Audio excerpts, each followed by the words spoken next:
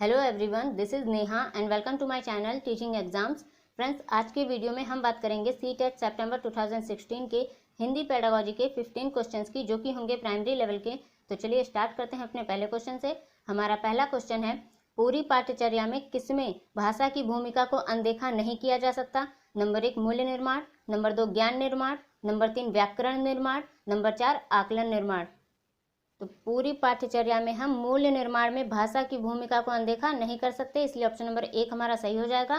क्योंकि कहीं ना कहीं मूल्यों के विकास का संबंध चरित्र का निर्माण करने से होता है, इसीलिए हम मूल्य निर्माण में भाषा की भूमिका को अनदेखा नहीं कर सकते।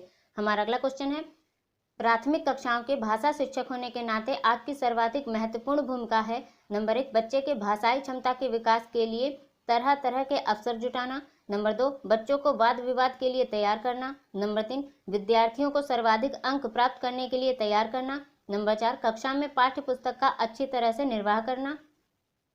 तो प्राथमिक कक्षाओं के भाषा शिक्षक होने के नाते आपकी सर्वाधिक महत्वपूर्ण भूमिका है बच्चे की भाषाई क्षमता के विकास के लिए तरह तरह के अवसर जुटाना। ऑप्शन नंबर 1 हमारा सही हो जाएगा, क्योंकि जब आप तरह तरह के अवसर जुटाएंगे, उनको अवसर देंगे, तब उनका सामाजिक सांस्कृतिक विकास होगा, उनका व्यवहारिक पक्ष भी विकसित होगा। इसीलिए ऑप्शन नंबर 1 हमारा सही होगा। हमारा अगला क्वेश्चन है, दूसरी कक्षा में पढ़ने वाला रोहित हिंदी की कक्षा में अपनी मातृभाषा में बात करता है, आप क्या करेंगे? नंबर 1 उसकी भाषा को समझने की कोशिश करेंगे। नंबर 2 बाकी बच्चों से उसकी भाषा सीखने के लिए कहेंगे। नंबर 3 उसे डांटेंगे कि वह कक्षा में मातृभाषा का प्रयोग ना करे। नंबर 4 उसे बिल्कुल अनदेखा कर पढ़ाते रहेंगे।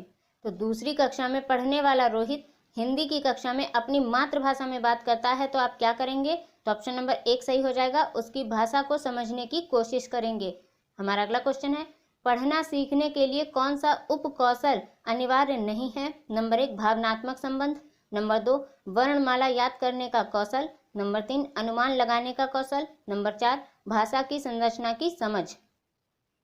तो पढ़ना सीखने के लिए कौन सा उपकौशल अनिवार्य नहीं है? तो ऑप्शन नंबर 3 सही हो जाएगा, अनुमान लगाने का कौशल। भावनात्मक संबंध, देखिए विद्यार्थियों को जब हम ऐसी शिक्षा देंगे कि उनमें जनतंत्री एकता का विकास हो सके, जिससे हमारे भारतीय समाज के जो रीति रिवाज होते हैं, परंपराएं होती हैं, उनके प्रति विश्वास आदर की भावना उनमें उत्पन्न हो सके, जिसका क्या होगा मतलब भावनात्मक संबंध। ठीक है।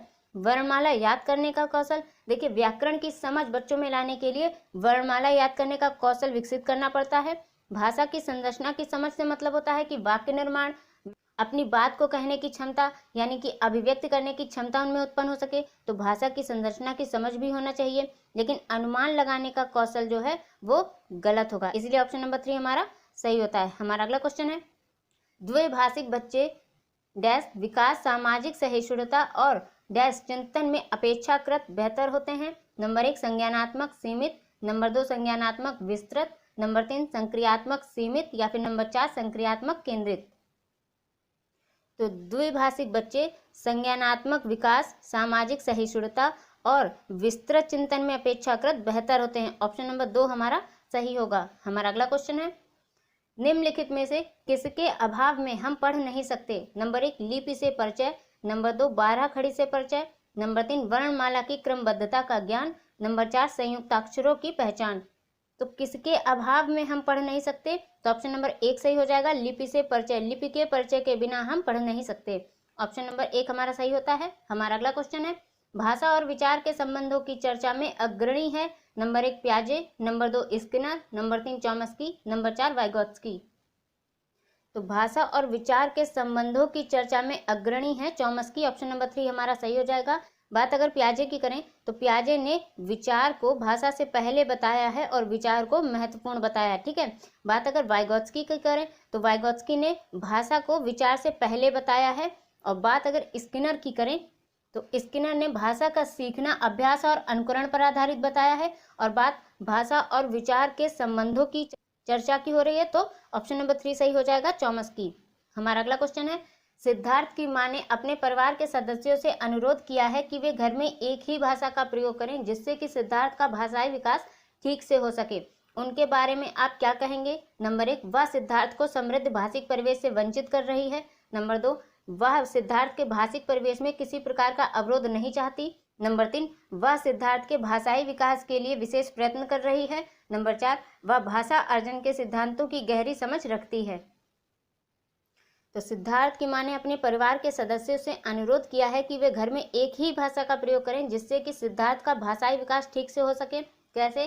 देखिए, जब हम बच्चों के सामने अलग अलग तरह की भाषाएं यूज करेंगे, एक वस्तु को हम कई भाषाओं में बोलेंगे, तो बच्चा कंफ्यूज हो जाएगा कि उस वस्तु को आखिर कहना क्या है। लेकिन जब हम उस वस्तु को एक ही भाषा से प्रदर्शित करेंगे, डिनोट करेंगे, तो उसका भाषाई विकास सही से और सरलता से हो सकेगा।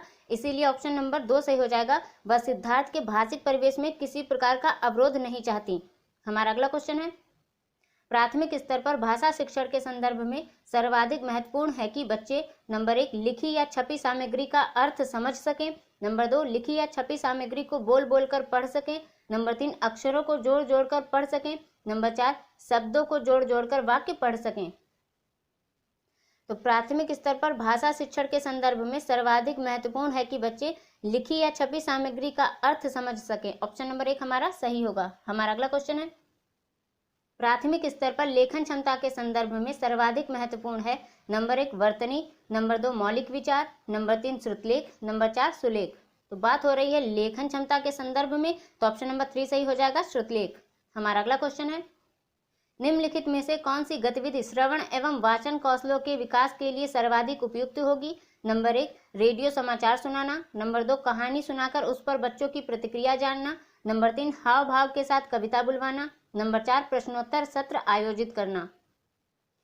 तो कौन सी गतिविधि श्रवण एवं वाचन यानी कि सुनने और बोलने के कौशलों के विकास के लिए सर्वाधिक उपयुक्त होगी? तो ऑप्शन नंबर 2 हमारा सही हो जाएगा, कहानी सुनाकर, यानी कि सुनने की क्षमता यानी सुनने का कौशल विकास होगा, और उस पर बच्चों की प्रतिक्रिया जानना यानी कि उनका जो वाचन कौशल है वो भी विकसित होगा। हमारा अगला क्वेश्चन है, वाणी कैसी होती है और लिखित भाषा की तुलना में काफी तेजी से बदलती रहती है? नंबर 1 गौण, नंबर 2 स्थिर, नंबर 3 अस्थायी, नंबर 4 स्थायी।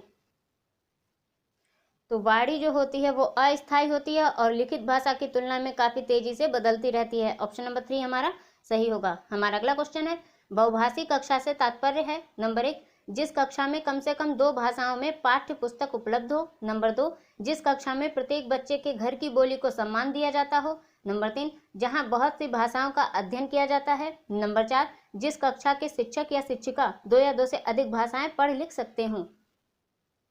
तो बहुभाषी कक्षा से तात्पर्य होता है जिस कक्षा में प्रत्येक बच्चे के घर की बोली को सम्मान दिया जाता हो। ऑप्शन नंबर 2 हमारा सही होगा। हमारा अगला क्वेश्चन है, संज्ञान के स्तर पर विकसित डैश अन्य भाषाओं में आसानी से अनुदित होती रहती है? नंबर 1 ज्ञान क्षमता, नंबर 2 व्याकरण क्षमता, नंबर 3 तर्क क्षमता या फिर नंबर 4 भाषा क्षमता।